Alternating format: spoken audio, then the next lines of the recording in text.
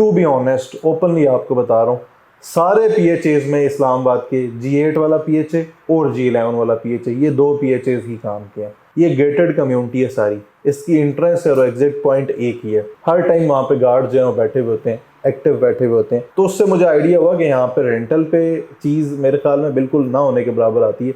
इसी वजह से शायद बहुत ज़्यादा लोग यहाँ पे इंटरेस्ट भी लेते हैं। मोस्टली जो PHA के अपार्टमेंट्स हैं उनमें C टाइप 3 बेडरूम की कैटेगरी है, बट यहाँ पे C type category 2 bed apartments की है।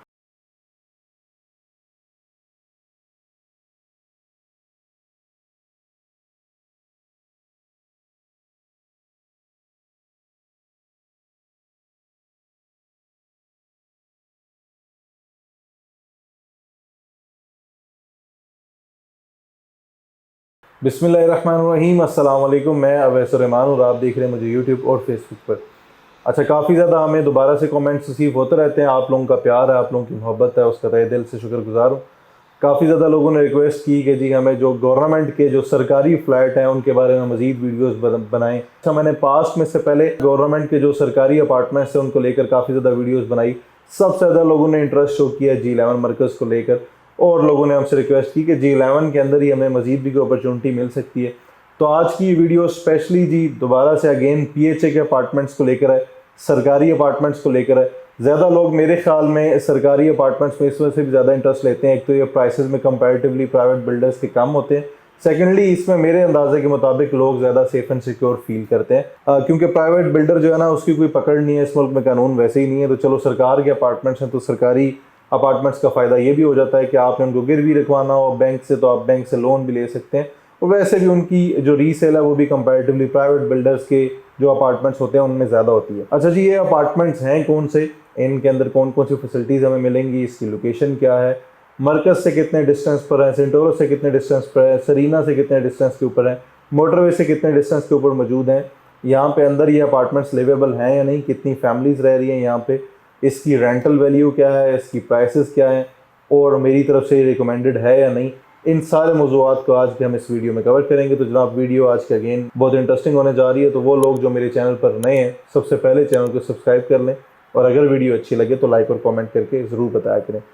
अच्छा जी, सबसे पहले आ जाते हैं इसकी लोकेशन की तरफ। 2 मिनट की ड्राइव बनती है ये G11 मरकज़ से। ये अपार्टमेंट अगेन इस्लामाबाद जो G11 सेक्टर है CDA का, उसके बिल्कुल हार्ट में मौजूद हैं। मेन कश्मीर हाईवे से तकरीबन 2 से 3 मिनट की ड्राइव बनती है इन पे। ये जो G11 मरकज़ है उसकी पिछली तरफ में जो डबल रोड है जिसको AK ब्रोही रोड बोलते हैं, ये अपार्टमेंट्स उसके ऊपर मौजूद हैं। C टाइप कैटेगरी के ये अपार्टमेंट्स हैं। अगेन 10 मिनट ड्राइव है ये 0 पॉइंट से, 10 से 12 मिनट की ड्राइव है सरीना से, 10 मिनट की ड्राइव है ये इस्लामाबाद मोटरवे से, 25 मिनट की ड्राइव है ये इस्लामाबाद इंटरनेशनल एयरपोर्ट से। और अगर पूरे इस्लामाबाद के जो CDA सेक्टर्स हैं उनका बिल्कुल सेंटर मैं कंसिडर करूं तो ये अपार्टमेंट्स बिल्कुल सेंटर बनते हैं। इन अपार्टमेंट्स की सराउंडिंग में हमें ऑलरेडी प्राइवेट स्कूल्स, गवर्नमेंट के स्कूल्स भी मिल जाते हैं। हॉस्पिटल यहाँ से जो G8 का पेम्स है वो बहुत करीब है। वैसे मरकज़ में प्राइवेट क्लिनिक्स हैं वो भी बने हुए हैं। मरकज़ के अंदर ही हमें सेव मार्ट और इस टाइप के बड़े बड़े ग्रॉसरी स्टोर्स हैं वो भी देखने को मिलते हैं। तो आप अगर यहाँ पे रहते हैं तो आप इजीली मरकज़ में एक एक चीज़ आपको मिलती है, यानी छोटी से लेकर बड़ी से बड़ी चीज़ तक आपको सारी फैसिलिटीज़, सारी ग्रॉसरी, सारी जो भी आपकी शॉपिंग है वो मरकज़ से आपकी इजीली हो सकती है। अब अपार्टमेंट्स की तरफ आते हैं तो ये G11 4 के C टाइप अपार्टमेंट्स हैं। अगर टोटल स्क्वायर फीटेज को लेकर बात करूं तो ये 1035 स्क्वायर फीट की अपार्टमेंट्स हैं। नॉर्मली हम देखते हैं कि जो C टाइप अपार्टमेंट्स होते हैं, C टाइप का कॉन्सेप्ट PHA में 3 बेडरूम्स का ही है। टाइप PHA में काफ़ी सारी होती हैं, B, C, D, E, इस टाइप की काफ़ी सारी कैटेगरीज होती हैं। बहरहाल मोस्टली जो PHA के अपार्टमेंट्स हैं उनमें C टाइप 3 बेडरूम की कैटेगरी है, बट यहाँ पे G11 4 के जो PHA के अपार्टमेंट्स हैं इसमें C type category 2 bed apartments की हैं। बट स्क्वायर फुटेज काफ़ी बड़ी है, उसकी वजह से जो इसके बेडरूम्स हैं वो दोनों बेडरूम्स ही मास्टर बेडरूम कंसिडर होते हैं, क्योंकि काफ़ी बड़ा साइज़ है उनका।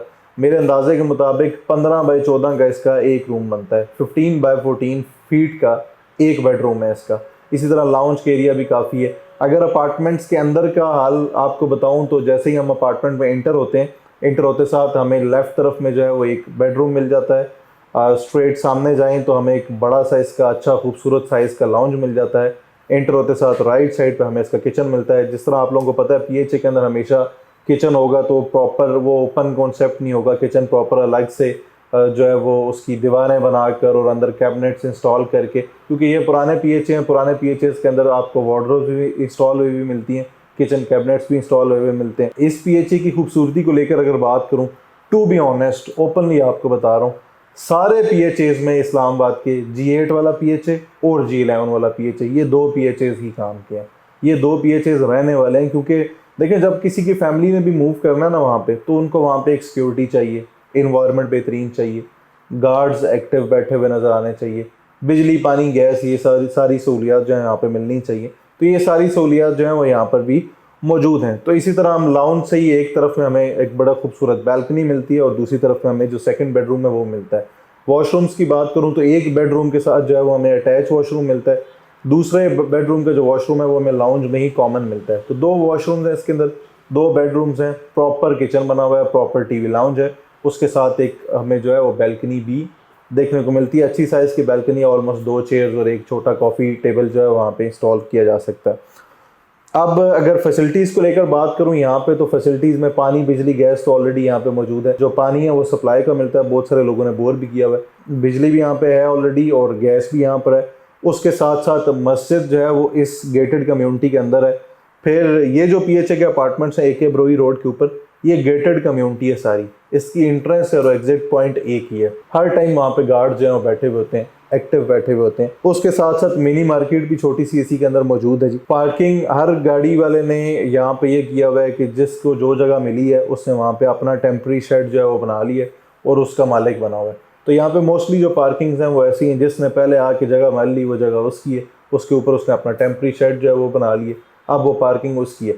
इसी तरह अगर कोई अपार्टमेंट फॉर सेल भी आ रहा होता है, तो अगर उस अपार्टमेंट का मालिक सियाना था और उसने टाइम पे यहाँ पे अपनी जगह रख के और उसके ऊपर जो है वो टेम्प्रेरी शेड बना लिया, तो अब वो पार्किंग जो है उस डेडिकेटेड अपार्टमेंट वाले की ही है। तो अपार्टमेंट जो रीसेल में आते हैं, तो अक्सर अपार्टमेंट्स के पास जो है वो अपनी कार पार्किंग भी होती है। अदरवाइज़ कार पार्किंग ना भी हो तो इनकी ओपनली जो इनकी बाय जो स्ट्रीट एरिया बना हुआ है वो काफ़ी बड़ा स्ट्रीट एरिया है, तो वहाँ पे भी गाड़ियाँ सेफ़ रहती हैं। यानी यहाँ पे हमने कभी भी किसी भी किस्म की कोई गाड़ी की वारदात, चोरी की वारदात कभी भी नहीं सुनी। फिर जो अपार्टमेंट्स होते हैं उनका कॉन्सेप्ट अच्छा यही होता है कि यहाँ पे चोरियाँ डकैतियाँ जो हैं वो बिल्कुल बाकी आम जो इलाका है उसकी निस्बत बिल्कुल ना होने के बराबर नज़र आती हैं। तो यहाँ पे आज से जी 1.5 साल पहले तक हमारे पास भी अपने अपार्टमेंट्स थे, हमने फैमिली के गेस्ट वगैरह के लिए रखे हुए, कोई दोस्त यार आ जाते हैं तो उनको वहाँ पे ठहराने के लिए अपने अपार्टमेंट्स भी रखे हुए थे। तो बिल्कुल लिवेबल अपार्टमेंट्स हैं यहाँ पे। मैं अगर ये कहूँ कि 95% फैमिलीज़ ही रहती हैं तो ये कहना बिल्कुल गलत नहीं होगा। यहाँ पे हमें नॉर्मली रात के टाइम पे भी फैमिलीज़ वॉक करती हुई नज़र आती हैं, बच्चे यहाँ पे खेल कूद कर रहे होते हैं। इन अपार्टमेंट्स का अगर आपको नक्शा बताऊं तो ये इस तरह के, ये स्क्वायर में एरिया है सारा। स्क्वायर के एरिया में बिल्कुल कॉर्नर वाली जो बाउंड्रीज हैं उसके ऊपर अपार्टमेंट्स बने हुए हैं इस तरीके कार से, ठीक है। और जो सेंटर वाला एरिया है, इन तमाम बिल्डिंग्स का सेंटर वाले एरिया में पार्क्स ही हैं। सेंटर वाला एरिया सारे का सारा ग्रीन है। तो अगर किसी के बुजुर्ग घर में रहते हैं तो उनकी वॉक के लिए बड़ा बेहतरीन जो है वो एरिया है। आप आराम से यहाँ पे वॉक कर सकते हैं। फैमिलीज़ ने रात के टाइम पे वॉक करनी है, इजीली यहाँ पे वॉक कर सकते हैं। मेरे ख्याल में जगह रहने के लिए बहुत ज़बरदस्त है और यहाँ पे फैमिलीज़ ही रहती हैं। वो लोग जो CDA का घर अफोर्ड नहीं कर सकते, वो CDA के टेरिटरी में एक ऐसी खूबसूरत लिविंग ज़रूर इंजॉय कर सकते हैं। इसका स्ट्रक्चर बताऊँ तो मेरे ख्याल में ये 18 से 20 साल पुरानी कंस्ट्रक्शन होगी। बट अगर कंस्ट्रक्शन को देखा जाए तो मेरे ख्याल में जो PHA पहले पुरानी कंस्ट्रक्शन करता रहा ना, वो बहुत अला कंस्ट्रक्शन करता रहा अभी के कंपैरिजन में। यानी अभी हमने I-12 वाली कंस्ट्रक्शन देखी, इंतहाई फजूल कंस्ट्रक्शन, इंतहाई नाकस किस्म का मटेरियल मुझे वहाँ पे देखने को नजर आया। I-16 वाली कंस्ट्रक्शन भी एवरेज कंसिडर करूँगा उसको, बहुत एक्स्ट्राऑर्डिनरी कंस्ट्रक्शन नहीं है। बट ये तो हमारे सामने लाइव एग्जाम्पल है। 18-20 साल हो गए इनके स्ट्रक्चर्स को, बट लोगों ने भी खैर जो वहाँ पे रहायशी हैं उन्होंने भी बहुत अच्छे से उनको मेंटेन किया हुआ है। खूब साफ़ सुथराई वहाँ पे रहती है। फिर वहाँ पे जो भी बंदा रह रहा है ज़ाहिर है वो मेंटेनेंस चार्जेस पे कर रहा है, तो आपकी साफ़ सुथराई वहाँ पे रहती है। उसके साथ साथ पानी आपको हर टाइम मिलता है, किसी भी किस्म की कोई भी कंप्लेन जो है वहाँ पे नहीं होती। रेंट्स को अगर लेकर बात करूँ तो ये सारा जो एरिया है ये सारा 2 बेडरूम का ही 2 बेडरूम अपार्टमेंट्स ही यहाँ पे हमें देखने को मिलते हैं। तो रेंट्स यहाँ पे स्टार्ट होते हैं जी ऑलमोस्ट 60-65,000 से लेकर, और जिसने जितना अच्छा उसको वेल डिज़ाइन किया हुआ है या फिर उसको रेनोवेट किया हुआ है बहुत अच्छे से, तो वो उसके अकॉर्डिंग जो है यहाँ पे रेंट डिमांड करता है। तो 60-60-65 हज़ार रुपये से लेकर 1 लाख रुपए तक यहाँ पे जो है वो हमें रेंट देखने को मिलता है। जिन लोगों ने, जो लोग ज़रा स्मार्ट है, जिन्होंने फर्निश किया हुआ तो फर्निश करके फिर वो इससे भी ज़्यादा रेंट जो है वो डिमांड करते हैं। तो यहाँ पे बहुत कम रेंट के लिए भी कोई चीज़ जो है वो मार्केट में आती है।